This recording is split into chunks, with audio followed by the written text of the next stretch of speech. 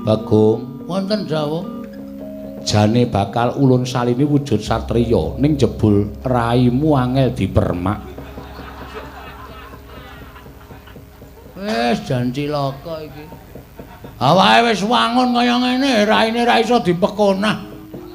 Niki ra iso digawe pripun-pripun. Ora iso, raimu kuwi paten. Waduh. Cilaka ki cor-coran kok ya. Oh lah, terus pripun? Kita wujud satriya.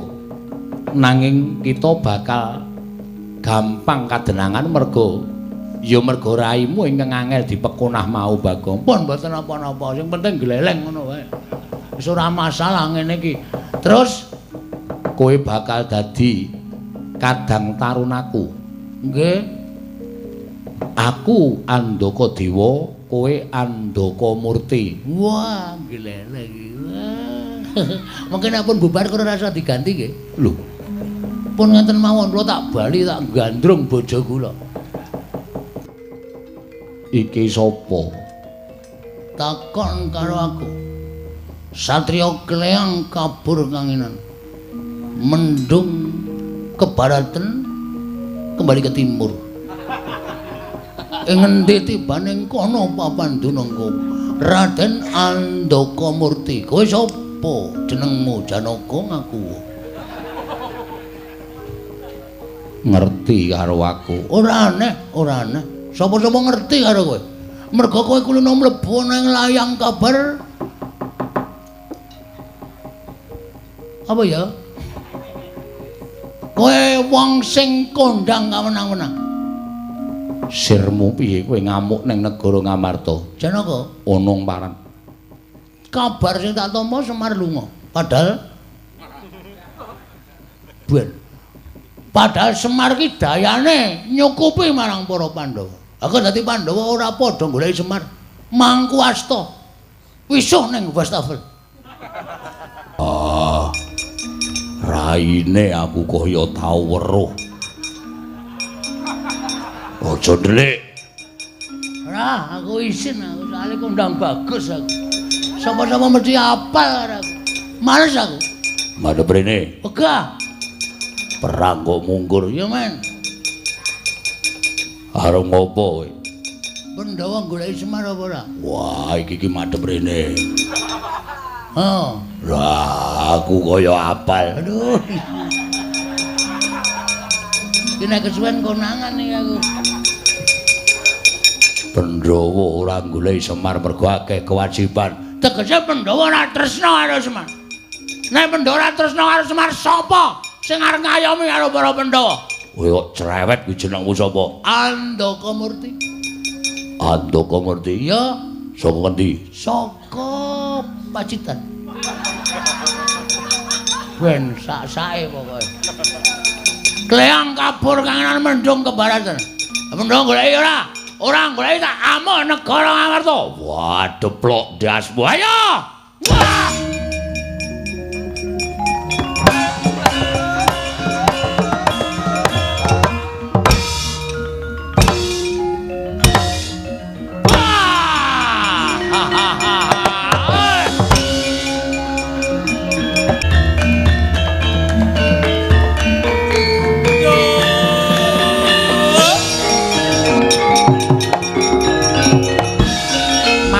Kandha ing ajeng nalika semanten ki lho Bagong kene iki kae guntur geni guntur angin gendang kapracondang kontal kaprabal tebih dawahing ki lho Bagong nalika semanten mestaka kenging padas satemah mboten emut purwa desene ki lho Bagong wow.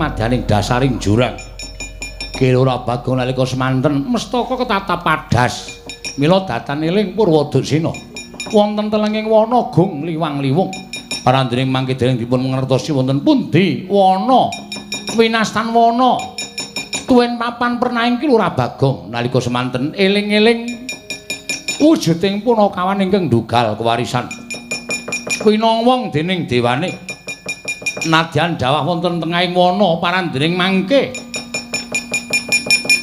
wonten wujuding sato wana ingkang wujud bantheng ingkang nyaketi Lurah Bagong nalika semanten sarwi angen mbus-mbus dhateng kuwandanipun Lurah Bagong graita bilih Lurah Bagong sampun sirna sigra ndekem punang batheng wonten ngajenganipun Lurah Bagong.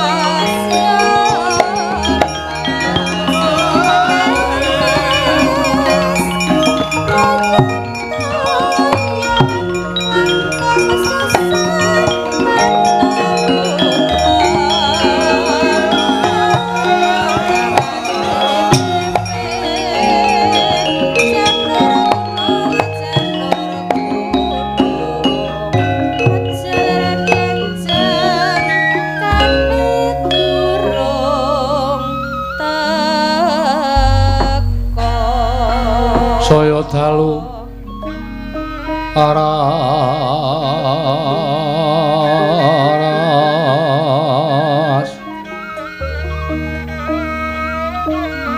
abyor sorot lintang kanggo medhap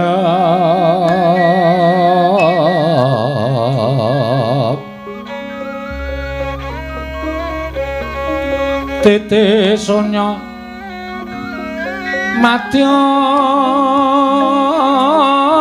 Rati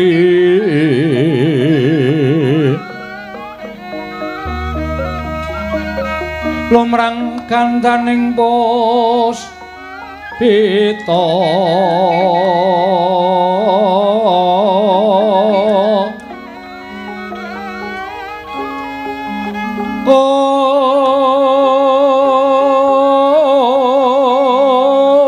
karenggan putyan hero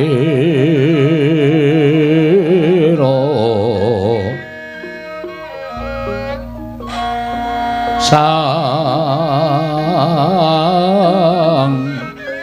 Dwijawara mbrengeng lir swaraning madu branta manungsung sarine kembang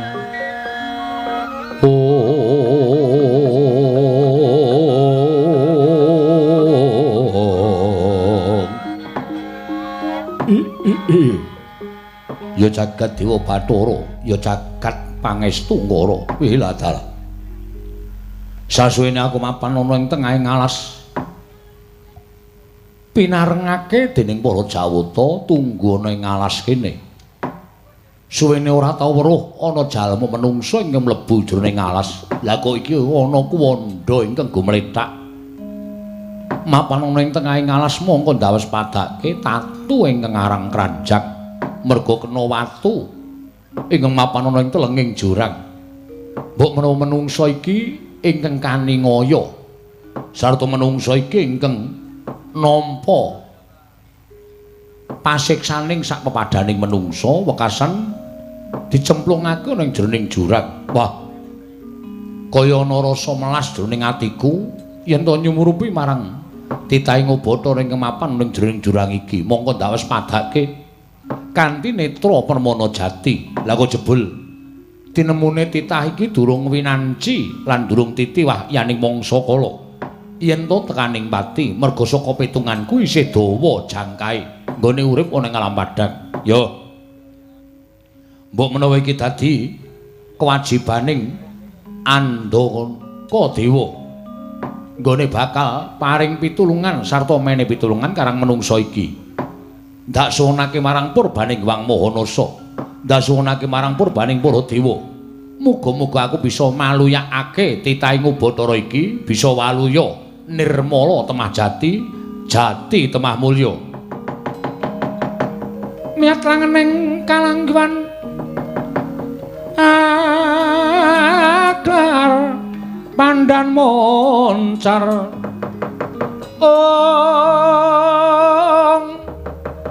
tinoner kekonang surem sorotetan padang kasor lan pacaring purnameng gegono dasari mangsa katiga kocap kacarita nadyan wujud handaka parandening mangke kasinungan kasekten linuwih tan prabeda selama ing jalma menungsa sigra nyaketi Kilurah Bagong nandhang raga dataning Purwadaksina sedaya tatu dinilat dening Ponang Andaka nengging aran Andaka Dewa saged waluya nirmala temah jati jati temah mulya Kilurah Bagong kagyat kadra wekasan nengging Kilurah Bagong wau lang-langing tiya mangungkung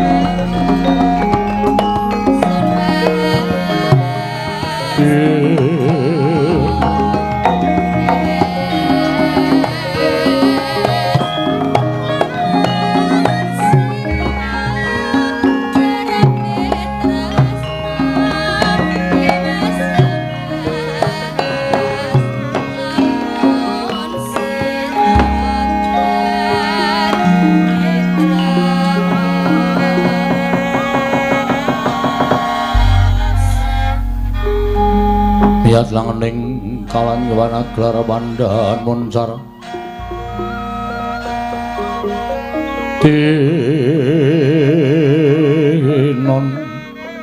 lir kekonang surem sorotetan padang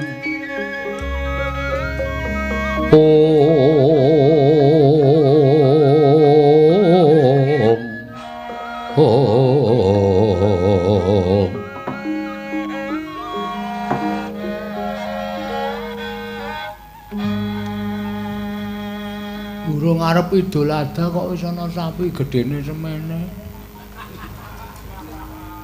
Aja ngawu gawar ngawur. Aku dudu wujuding sapi. Lho, iki kok kewan kok iso omong wae lah. Film kartun iki. Dudu Bagong. Dudu.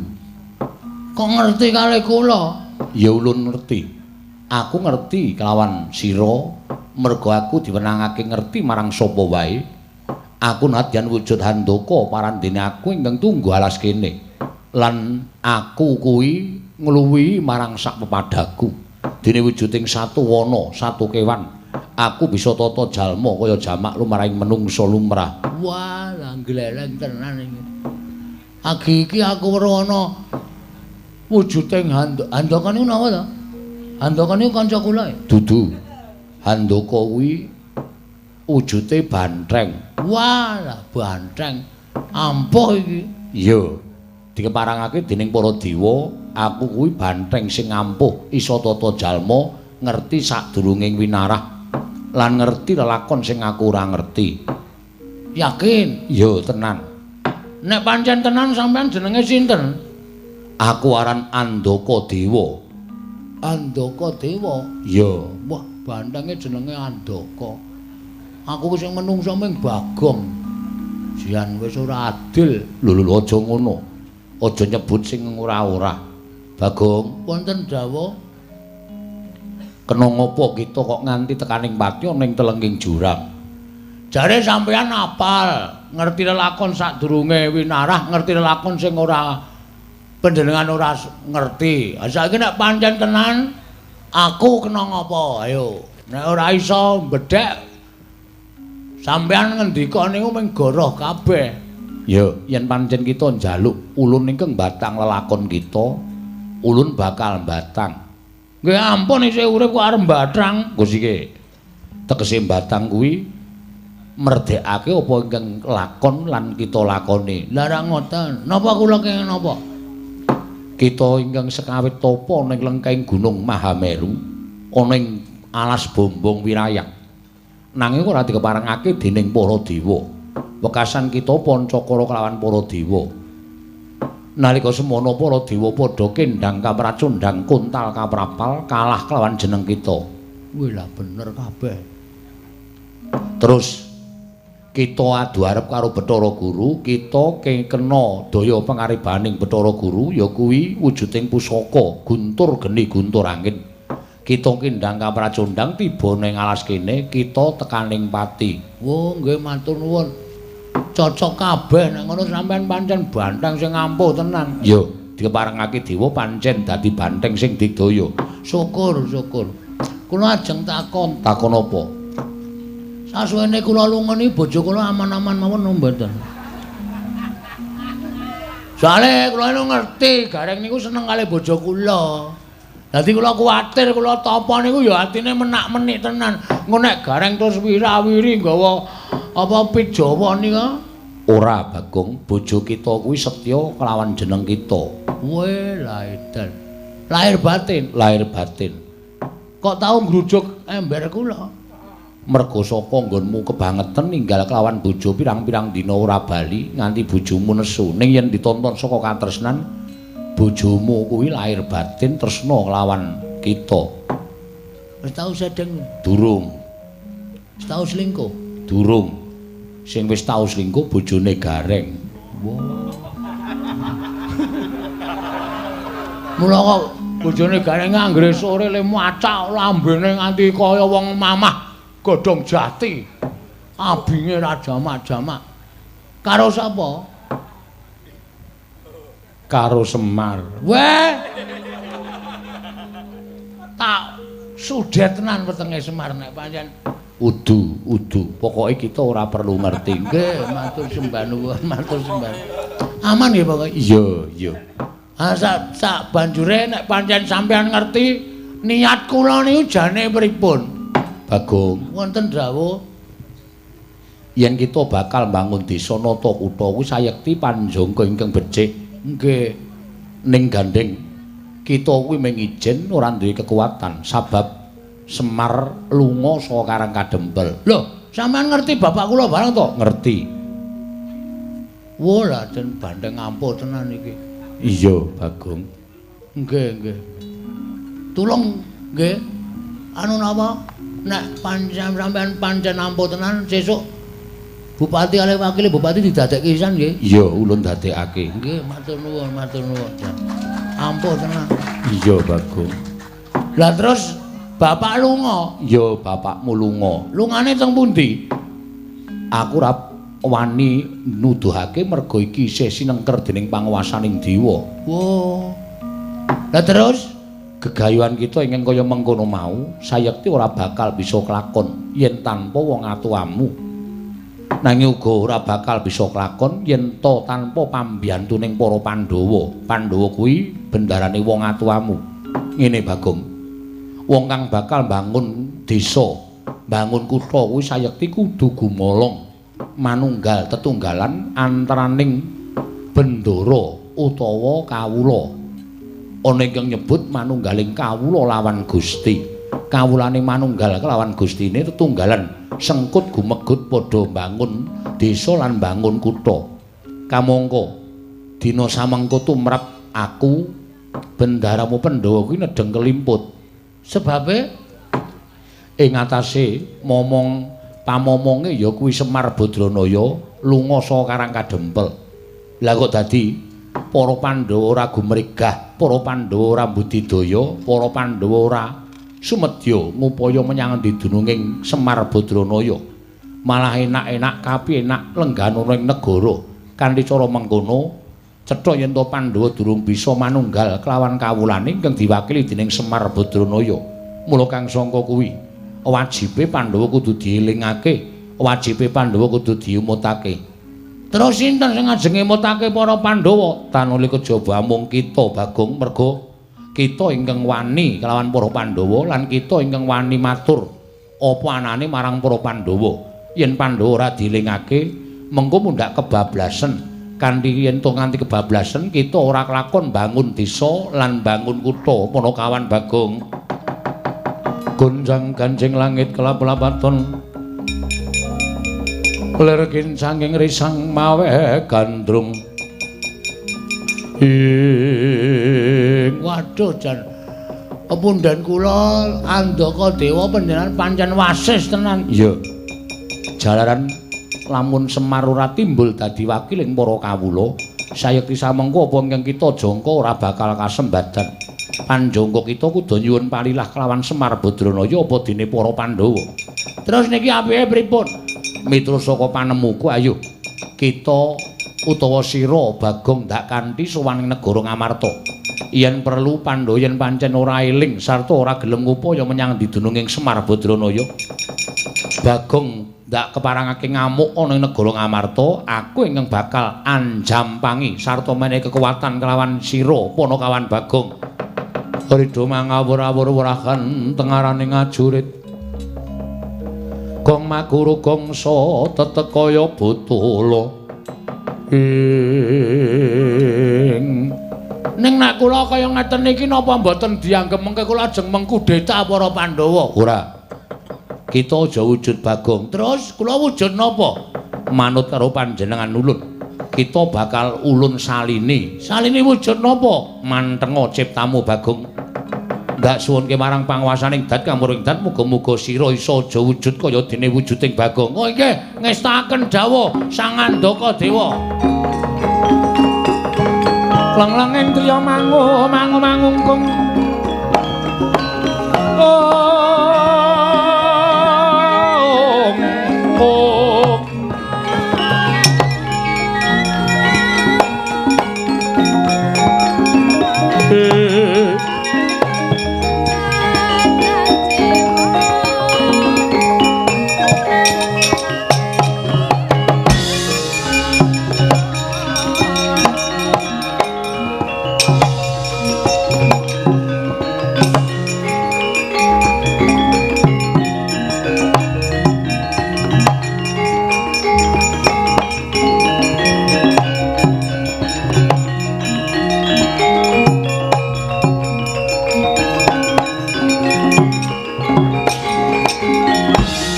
Alukon lagune nglekas lukita linuting kidung kadung kadereng ngamomong memangun manah rahayu. Bagong Wonten dawuh jane bakal ulun salini wujud satriya ning jebul raimu angel dipermak. wis jan cilaka iki. Awake wis wangun kaya ngene, raine ra iso dipekonah. Niki ra iso digawe pripun-pripun. Ora iso, raimu kuwi paten. Waduh. Cilaka ki cor-coran kok ya. Oh, lah terus pripun? Kita wujud satriya. Nanging kita bakal gampang kadenangan mergo raimu ingkang angel dipekonah mau Bagong. Pun mboten napa-napa, sing penting gleleng ngono wae. Wis ora masalah ngene iki. Terus kowe bakal dadi kadang tarunaku. Nggih. Aku Andaka Dewa, kowe Andaka Murti. Wah, gleleng iki. Mungkin nek pun bubar karo rasa diganti nggih. Lho. Pun ngenten mawon kula tak bali tak gandrung bojo kula. Balung kiren bakal coba gunung tenang wong gleleng pokoke. Nek wis rampung kita bali kaya wingi-une. Wah, cilaka iki awis glelenge kaya ngene. Terus keparengipun ayo mangkat menyang negara Ngamarta. Pandhawa ora gelem ngupaya Semar Badranaya, aku lan kowe ngamuk negara Ngamarta. Monggo kula numpak sampeyan. Hus aja. Mlaku dhewe-dhewe. Mlaku dhewe-dhewe. Wah. Mengke nek ditakoni wong teng dalan disarde pinten ngoten pripun?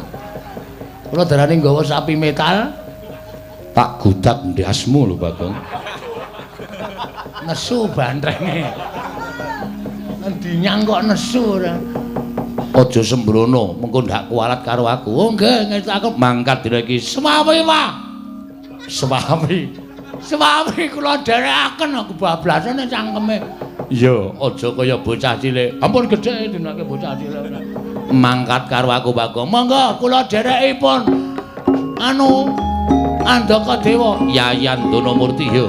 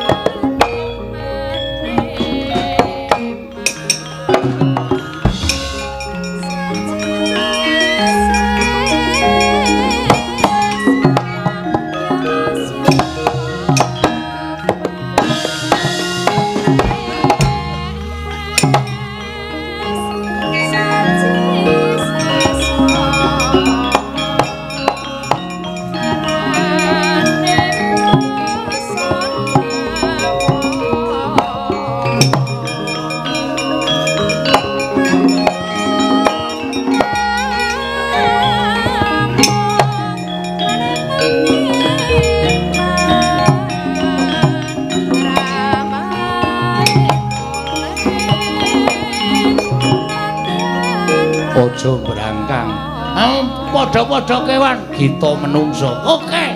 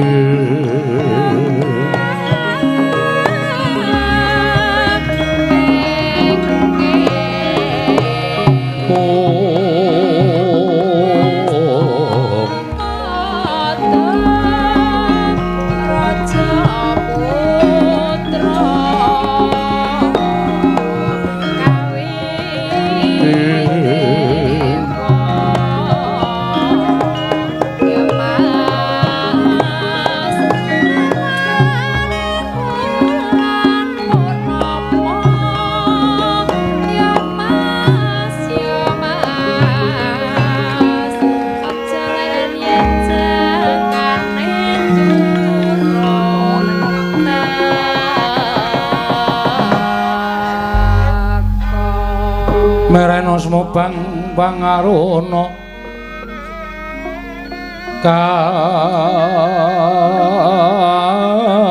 kadinetraning uga rapuh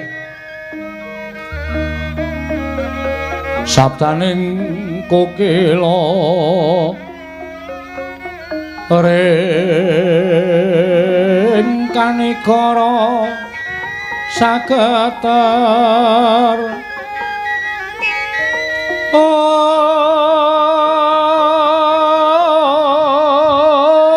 kene donga engkung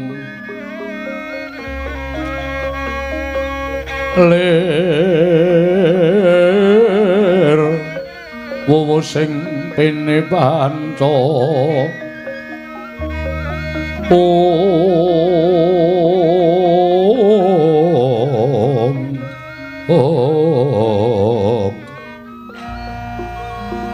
apa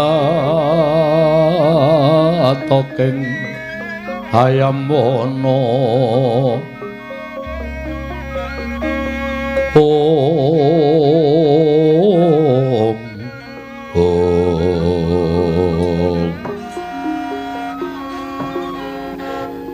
Koko Prabu ngaturaken panuwun ingkang tanpa pepindhan dene paduka Kanjeng Koko Prabu sampun kepareng rawuh wonten negari Ngamarta namung ngandadosaken gumun raosing manahipun ing Raka Indrawati teka para Pandhawa ngaturi rawuhipun ingkang Raka sowan wonten negari Ngamarta dadak mawi nawala menika mengku suraos kados pundi Yayi Koko Prabu krana Pandhawa boten saged anilar praja ing Ngamarta sakathahing kewajiban ingkang tumpuk matumpa-tumpa dereng saged paripurna kedadak wonten lampan ingkang adamel Pandhawa sakmangke kedah ngrawuhaken paduka Kanjeng Koko Prabu lampan menapa Yayi Werkudara nggih maraka ingkang matur kelawan Kanjeng Koko Prabu Indrawati nangapa dadak aku Si Adiuga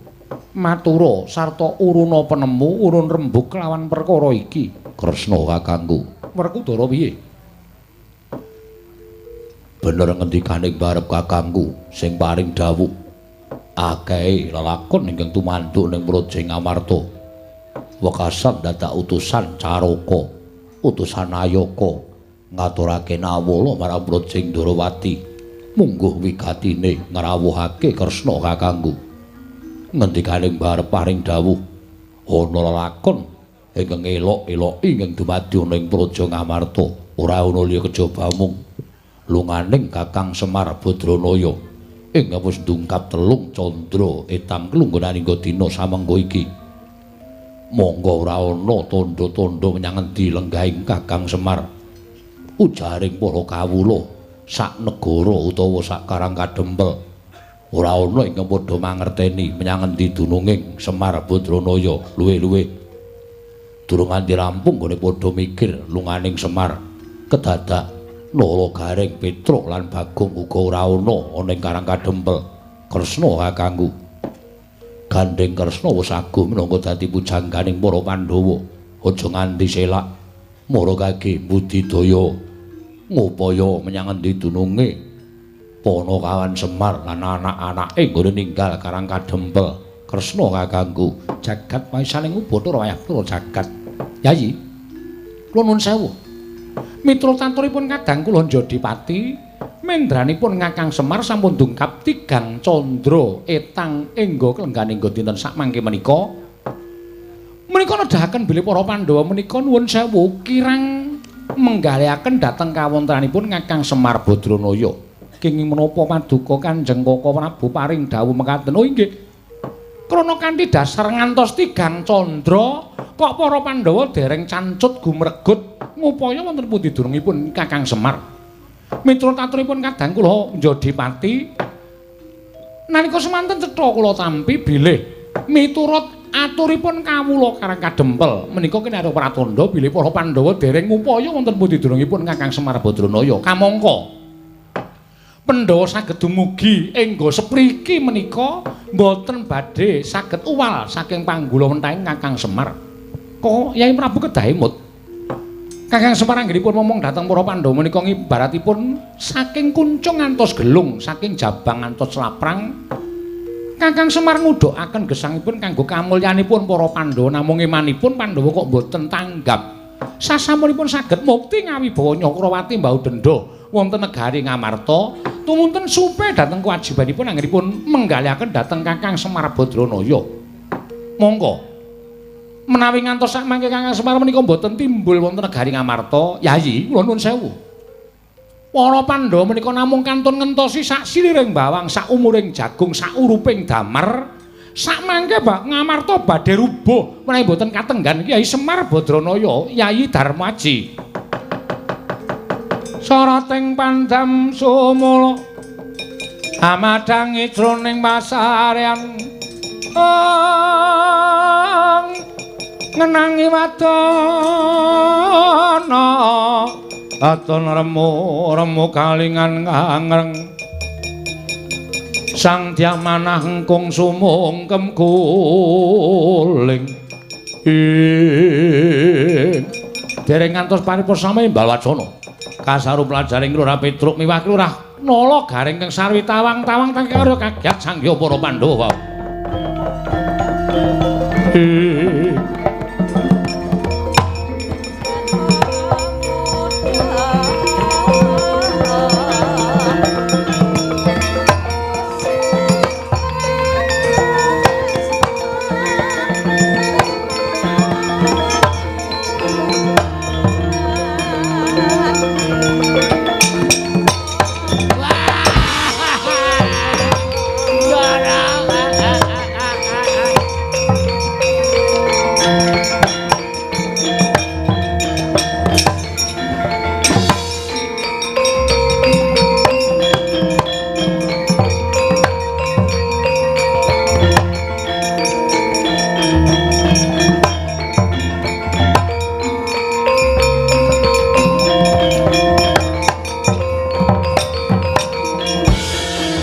Kancing langit kelap-lapaton lirikin sanging risang mawe gandrung Dara kula ingkang sowan den ngaturaken ketiwasan ana kawan garing sowan mongko tanpa tinimbalan sarwi tawang-tawang waspa eneng apa garing sakawit kula kecalan bapak. Kula kelangan bapak apa pinten-pinten sasi mboten wangsul wonten ing Karang Kadempel. Dumadakan usul Bagong ya ilang. Kula kalih Petra goleki kalih Bagong ketemu ten lengkahing Gunung Mahameru. Bagong lakoni tapa siji kepengin bangun desa kalih bangun kutha, kaloro Bagong ya kepengin goleki bapak nganti direwangi tapa. Tapane Bagong niku dadi gara-gara wonten ing kayangan. Wekasan para dewa mudhun wonten ing kayangan. Sang Hyang Pikulun Narada, Hyang Pikulun Bathara Indra, Hyang Pikulun Bathara Brahma lan sak piturutipun sedaya sampun kemangan meru. Bareng ngoten Bagong dikon bali mah. Terus Bagong trima gelut kalih para dewa. Para dewa kaya dilalah kalah mungsuh Bagong ning dumadakan. Bareng ngoten sing maju Hyang Pikulun Bathara Guru. Hyang Pikulun Bathara Guru nganti nyalirani dhewe. Nggih. Lah terus piye? Bagong kula kandhani ngayal. Dheweke kenging daya kekuwataning Bathara Guru. Kenging guntur geni guntur angin kendang kapracondang. Bagong teng pundi saniki mboten dipun mangertosi. Kula sumanggaken.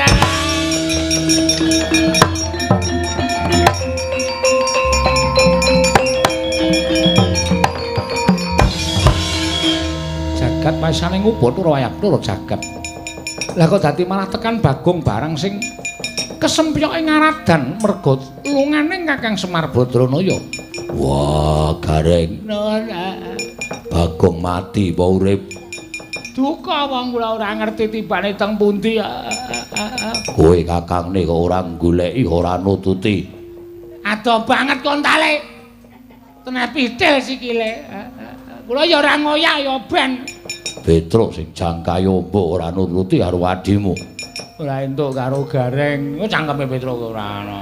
Ora ana wong entuke kok ora ana wong ra entuk kok padune kowe iki nyalahke wong tuwa ora. Wah, Kresna kakangku. Saya kaya ngene kahanan sing dumadi ana ing negara Ngamarta. Piye kahanane? Sinuwun kula ingkang sowan sinuwun ketakon ketiwasan.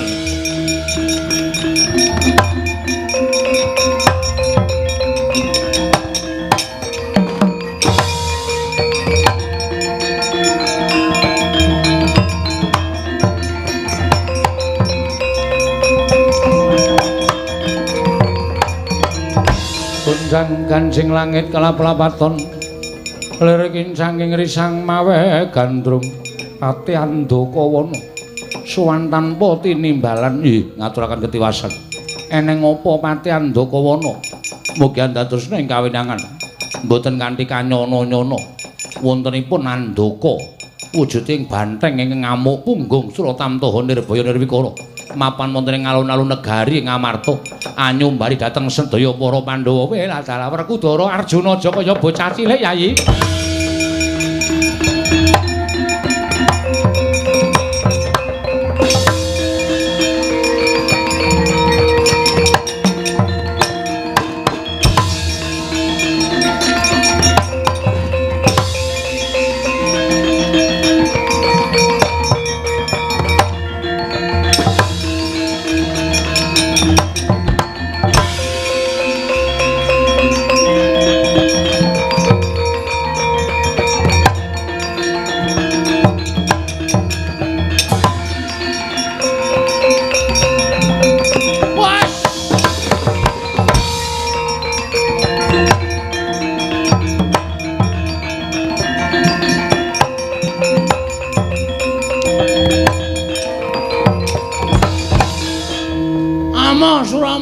Jayamrata.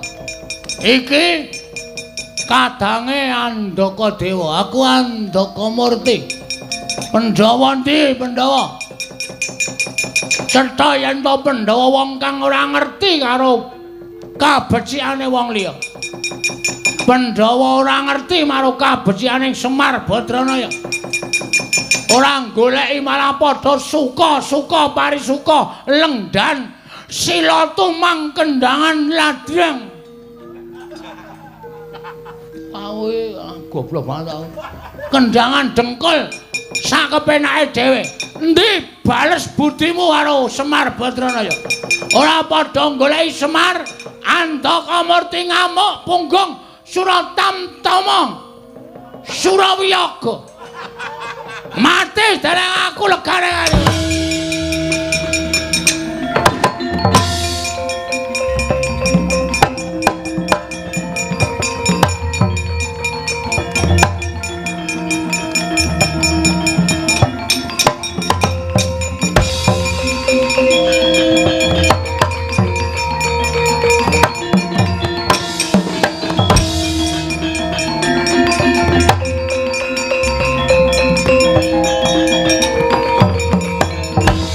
Latmana Sang Arjuna Ismanya kang kamanungsan kasrepan tingkahing mungsuh. Iki sapa? Takon karo aku. Satriya Kleang kabur kanginan. Mendung ke baratan kembali ke timur. Ing endi tibaning kono papan dunungku Raden Andaka Murti. Kowe sapa? Jenengmu Janaka ngaku. Ngerti karo aku. Ora aneh, ora aneh. Sapa-sapa ngerti karo kowe. Merga kowe kulino mlebu nang layang kabar. Apa ya? Kowe wong sing kondang kamenang-menang. Sirmu piye kowe ngamuk ning negara Ngamarta? Janaka, onong paran. Kabar sing tak tampa Semar lunga. Padahal Semar ki dayane nyukupi marang para Pandhawa. Aku dadi Pandhawa ora padha goleki Semar. Mangku asta. Wisuh ning Wastafel. Lumoh ngentasi perkara.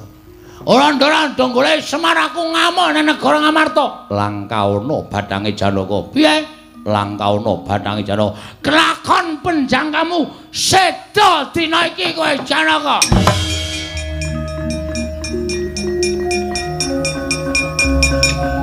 Wah!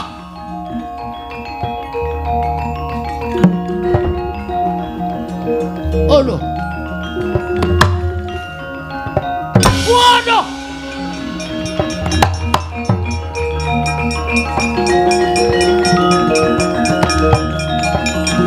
What? Wush!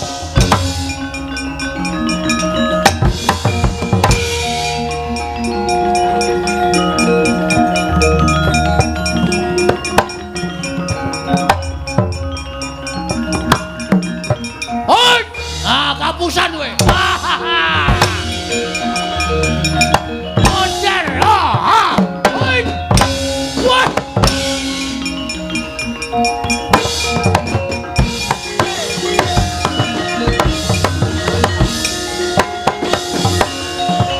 Sing ngendang ora iso ngendang ya.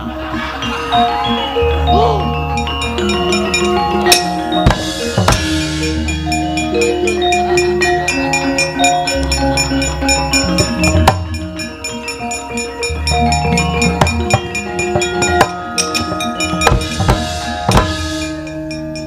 Janaka wonten dawuh tiba saka Dirgantara sing ngamuk wong edian.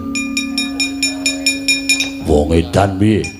Monggo Kakang Mas kula aturi mapakaken piyambak. Wah, deploke ndase.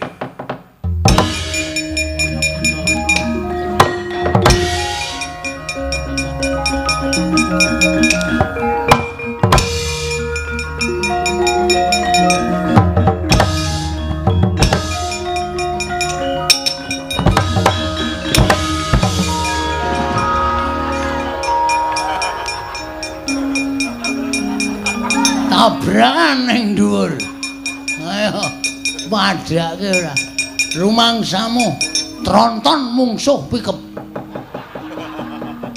Aja mundur Werkudara.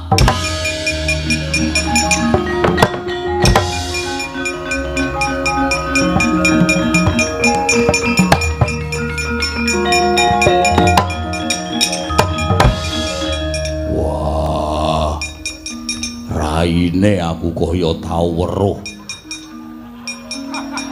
Aja ndelik. Ora, aku isin aku soalé kondang bagus aku. Sapa-sapa mesti apal karo aku. Males aku. Madhep rene. Wegah. Perang kok mungkur ya, Men. Arep ngopo kowe? Pandhawa goleki Semar apa ora? Wah, iki madhep rene.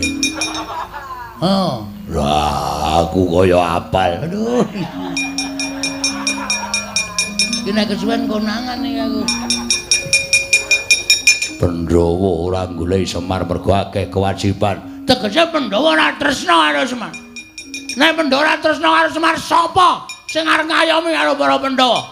Kowe kok cerewet kuwi jenengmu sapa? Andakamurti. Andakamurti? Ya, saka endi? Saka Pacitan. Ben sak-sake pokoke. Kleang kabur kangenan mendung ke baratan. Mendung goleki ora? Ora goleki tak amuk negara Ngamarta. Wah, deplok dasmu. Ayo! Wah!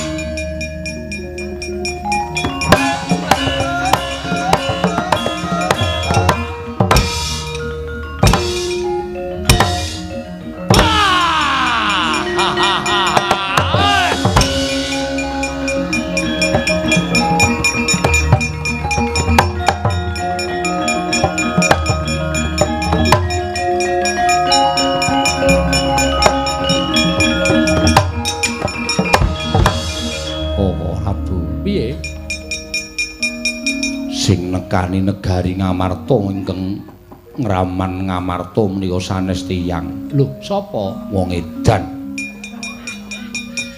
Kaya apal rupane ning kok kaya ora iso mikir. Wah. Menungso teteke raspiro wae kekuatane ngedapi-dapi. Tak tendang sirahe ora apa-apa. Kuku Pancanaka. Ora tedas. Kalah. Kalah. Kok iso kalah? Wah, cerewet. Mboten. Ya nek kalah mundur kono. Yo. Wah, batur ing getak-getak. Kalah yo kalah. Cerewet. Mboten kok. Mboten apa?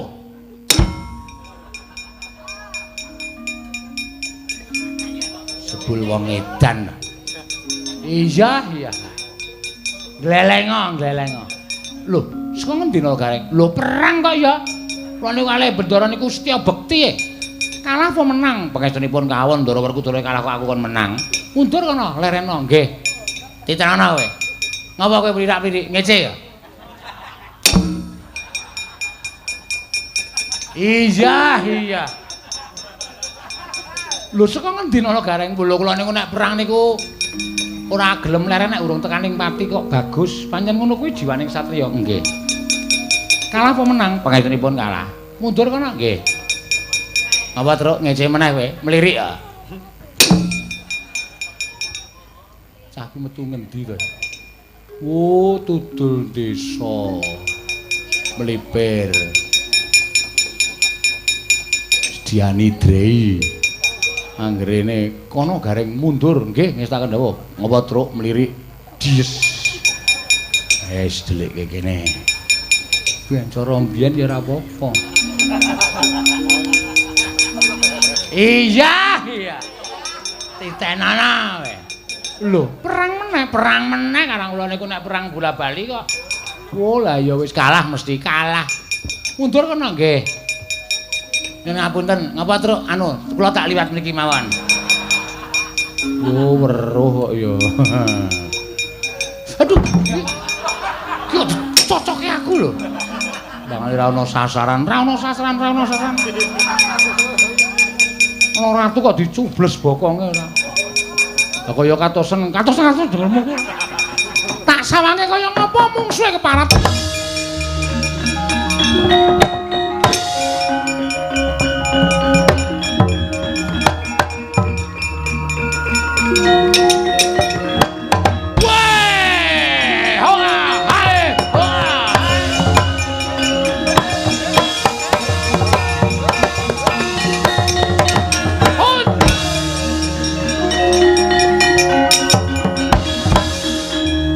Jagat Dewa Bathara. Jagat Dewa gedhe tur dawa. Wong edan tenan iki. Janaka kok ya pangling, Werkudara kok ya pangling ngono lho. Lah nek kowe musuhku, aku ora pangling karo kowe. Kowe sapa? Lho. Kok ora ngerti karo aku lemu dadi satriya urung suwe apa? Waduh, nenggel iki kata-katane. Iya.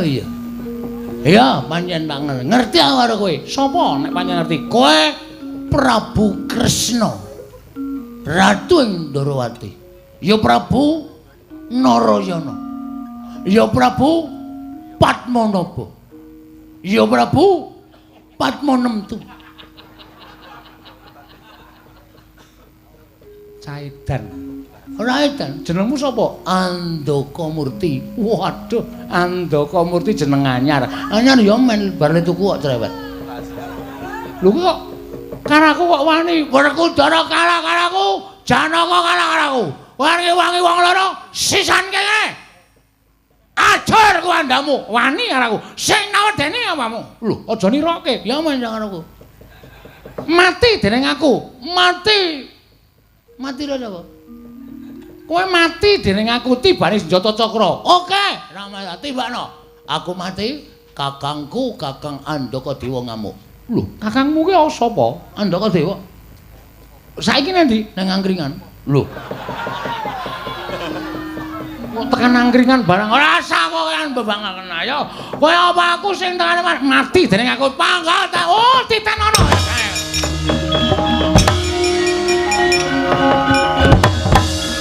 Ratu jireh ya ngono kae.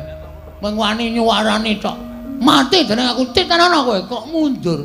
Wah, lah personalenge mung mundur tok. Ora ana sing 1 2 3 maju kae. Iya. Kresna, kowe aja mundur. Kowe kudu iso ngandani para Pandhawa, Kresna.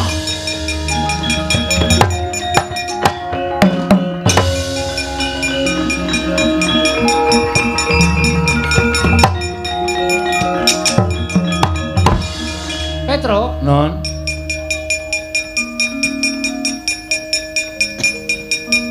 kowe butuh duit ora? Ha butuh no. Ha butuh tenan. Nggih. Nyo tampan ana. Nggih. 100. Kresna kok maringi ming 100 sih? Ndara-ndara liyane iki nek kai 2 juta, 3 juta. Ya kono melu bendara liyane kono. Ya wis melu kowe wae. 100 trimo ora? Trimo. Trimo ora? Trimo. Ora bengak-bengok tak dondome cangkemmu kowe. Ning ana syarate. Syarate Andaka Murti kae patenana. Kraman kae patenana. Ora iso mateni 100 bali 600. Wis ngono, mangsa buruma.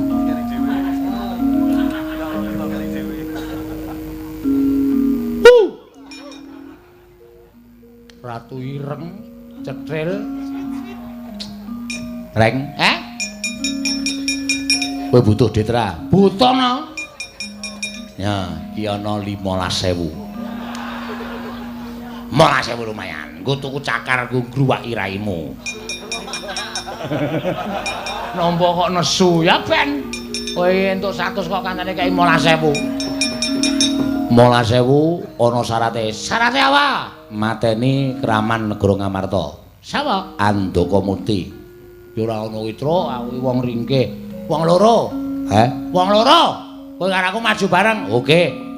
Maju bareng ya. Maju bareng bethuke. Ya.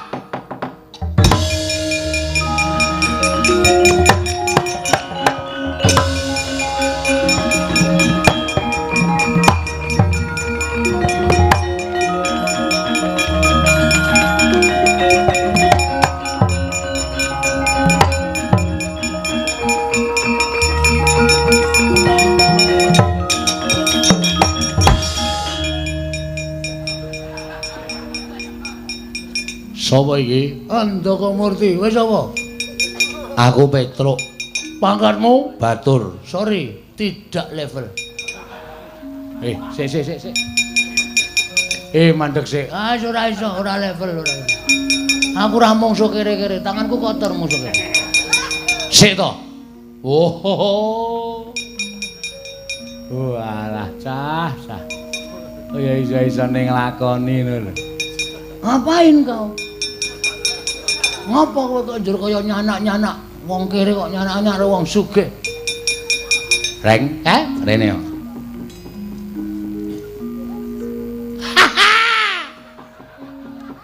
Wah, apa sandangane apik kok raine ra iso dipermak kaya.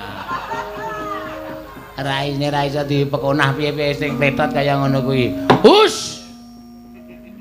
Begadang. Pedagang ora toto kok bedagang jangan bedagang. Keparat ngarepe dhewe. Sapa wae? Petruk. Sing mburi kelinci. Kelinci mancal raimu iki apa piye? Nala Gareng. Pandhawa ndi? Kon nungkul ning ngarep aku, ora nungkul sirna mergolahe. Ngerti ra itu? Kok kaya bagong. Ketaya. Ngadrek. Ketorone Sarunge mampu pertamak. oh. Lah kok ora sok kulaan to? Ora greneng-greneng. Sirmu piye? Karepmu piye? Sirku ngene iki, ora minggat samplok lae wae. Terus reng.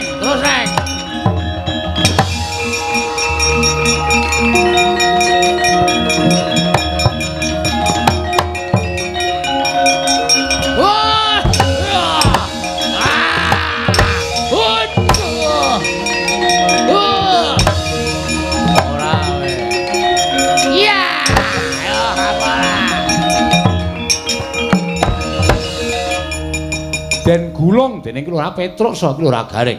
ical wujuding Andaka Murti. Nenggih ki Lurah Bagong kaget kadrukasan para kawan kekalih.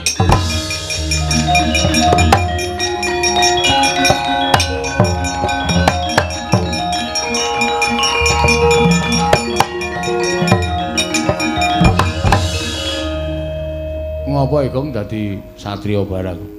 Sing dandani Andaka Dewa. Andaka Dewa sapa? Banteng ning ampuh lho, tenan. Nek ngerti aku Badar ngene iki mesti ngamuk sapa sing aran Renggalange. Oh, arep golek Joko Tingkir apa? Beda ceritane. Bayang ra ana Joko Tingkir. Joko Tingkir ngopo? Joko Tingkir karo Boyo kok. Wah. Ndek ya lali aku. Wong ora ngerti sejarahe gobloke. Wong iki sing nyekeli. Kae dudu Joko Tingkir. Sapa kae? Kae Ki Ageng Pemalangan. Dasmu.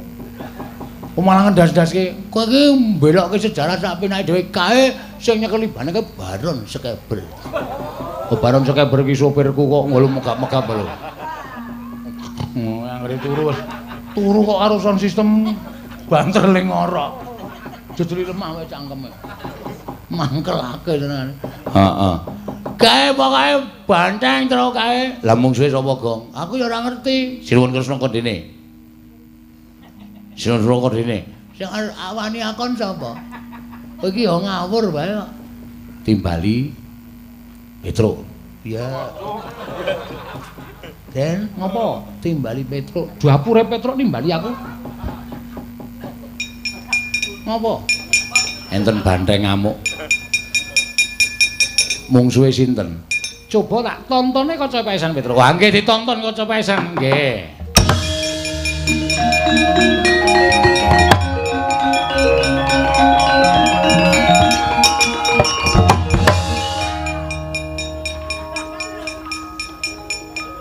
Kose.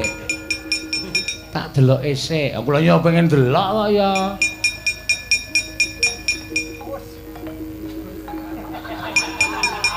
Wela dalah.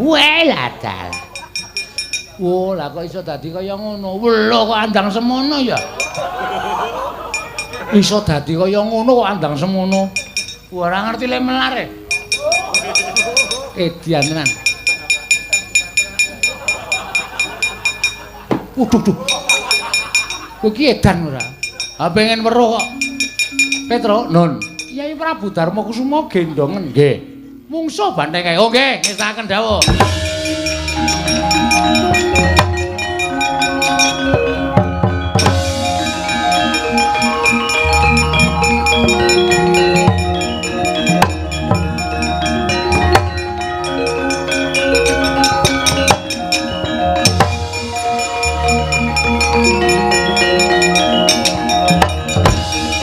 Niki nek kula karo sampeyan mboten ninggal-ninggal ngecoke banteng nika mesti ngrusak negara Ngamarta. Petro. Iki arep nang ngendi? Perang mungsuh banteng kok. Mlayu. Aja.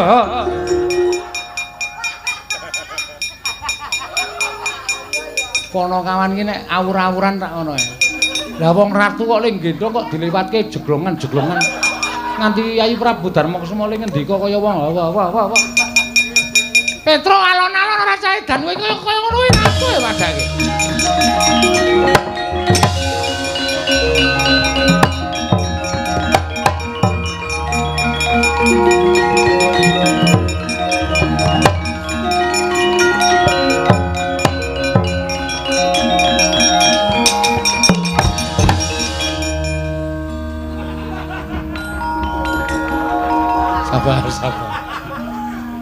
Sabar. Petro wong edan. Ratu kok mlayune bantere ora jamak.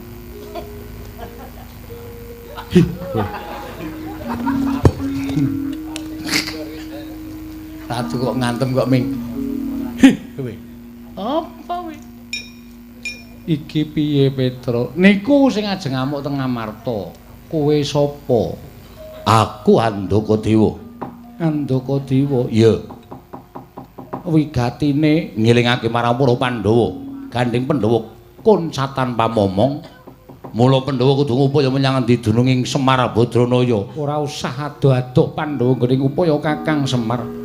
Kakang Semar, ndak suwun sampeyan blaka wayen to wis jeleh momong para Pandhawa. Puntadewa uga ora bakal urip ana ing alam padhang Kakang Nayantaka.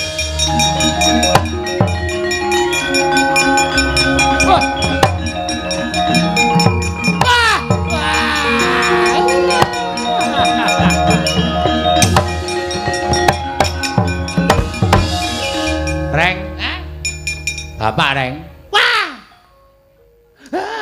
Gemes. Woi. Ngapa lunga barang? Ya ming nyoba bendaramu Pandhawa kuwi tresna raku apa ora? Wah, gayane. Petruk aku arep lungane wae, Petruk. Aja Reng, ora disiksa. Wah. Gemes aku ora. Lu kok bokonge tambah gedhe? Ya ben. Ya ben. Gong, Bapak Gong. Iya. Hei. Kler. Wong edan Bagong. Bapak. Ampun tidak meleh, Pak. Ora. Aku sayang Bapak. Iya. Aku juga sayang Simbok. Sapa arti saya? Ampun tidak ya, Pak. Ora. Kula ajeng duwe gegayuhan bangun desa lho, bangun kutha, Pak. Iya, wis sak karepmu. Nata kutha. Iya.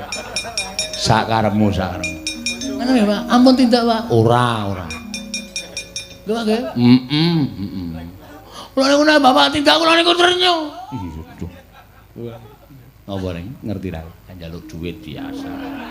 Biasa ngene njaluk. Pak, kula sayangane Bapak. Kula niku nek dina ora diparingi Bapak niku rasane teng awak greges-greges. Ngandel ora. Sesuk tak paringi kaya neng sarung isih anyar. Sesuk peken. Matur nuwun, Pak. Ning sarungan niku nek mboten gawe topi nggih panas, Pak. Ngomah kaya ana pecis.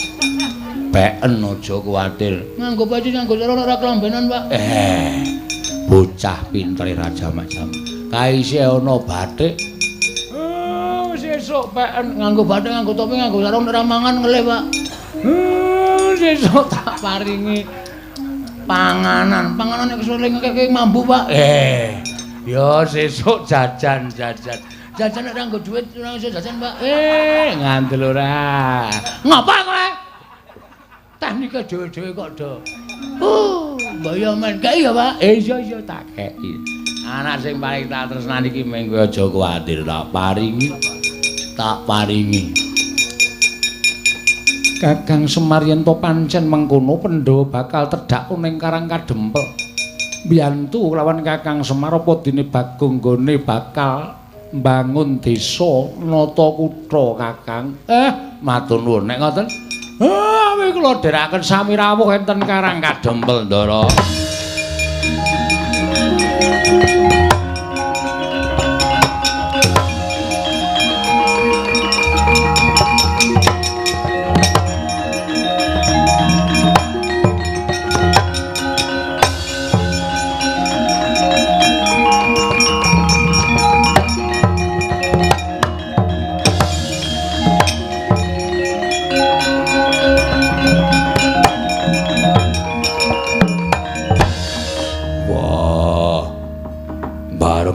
Karang Kadempel lha kok dadi kahanane mosak masik.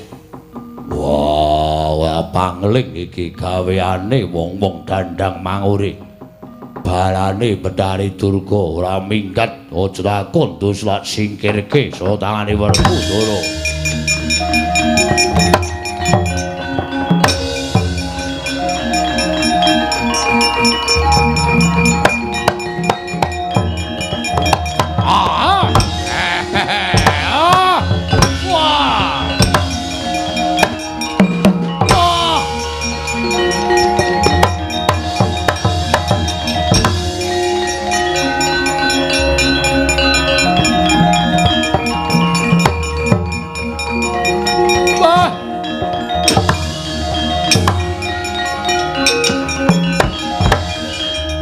Semar kula nyuwun pangapunten ayo. Anak-anakmu adya balamu kon semingkir. Para jin setan berkasaan ilu-ilu Banaspati engklek-engklek balungatan ndak. Ganggu gawe dulur-dulurku sing lenggah neng kene sing wis padha tetunggalan manunggal. Arep tok gawe pisah-pisah.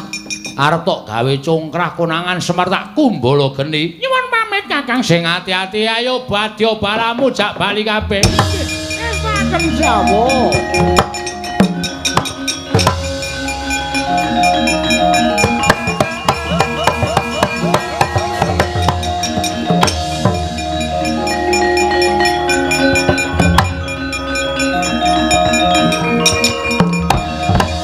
Arsa madangi jagat tumungup-mungup paning sapucaking wukir marebak bangsa merat keneng soroting surya mega lan gunung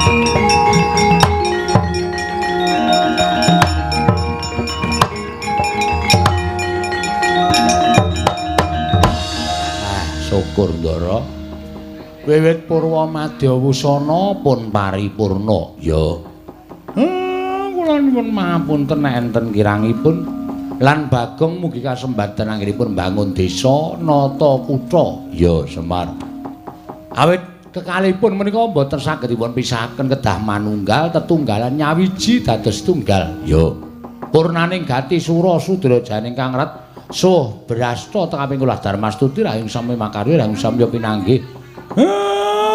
Lestari widodon boten manggalengan setunggal menapa.